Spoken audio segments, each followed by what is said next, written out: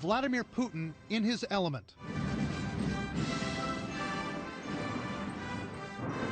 Victory Day in Moscow, commemorating the Soviet Union's World War II role in the defeat of Nazi Germany. But this is also the Russian president's moment to show off his new military, the one he spent billions to overhaul.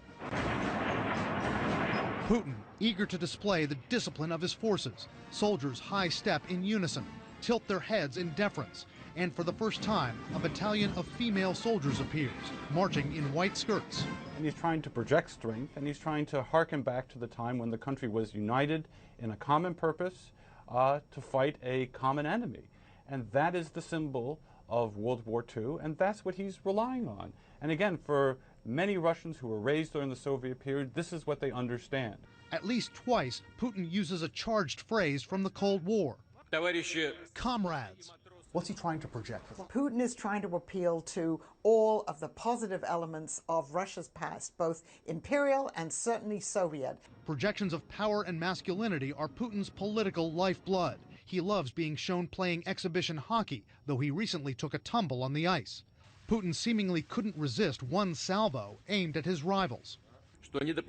Double standards, as well as short-sighted indulgence of those who nurture criminal plans, are impermissible. A remark interpreted by some as Putin taking a swipe at the U.S. for its support of some rebel groups in Syria, which Russia considers terrorists. This comes in the wake of several close calls, which U.S. officials view as dangerous. A Russian jet barrel-rolling a U.S. military aircraft. And this Russian buzzing of the USS Donald Cook, moves seen as showing Putin's anger over the U.S. ramping up its forces and maneuvers in Eastern Europe. On Thursday, NATO inaugurates a land-based missile defense system in Romania, which Russia is protesting. But U.S. and NATO officials say those deployments are defensive, a response to Putin's aggression in Crimea and Ukraine.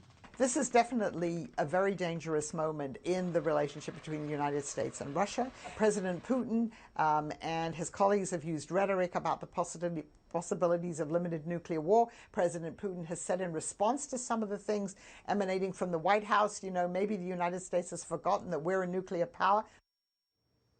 And experts say look for both sides to ratchet up the tension even more. Putin is likely to send troops and possibly even nuclear warheads right to NATO's doorstep. Interesting tonight, Wolf, in that Victory Day parade, Putin also unveiled this new, very mysterious unit of the military called the National Guard. It is designed to protect him in the event of a coup attempt.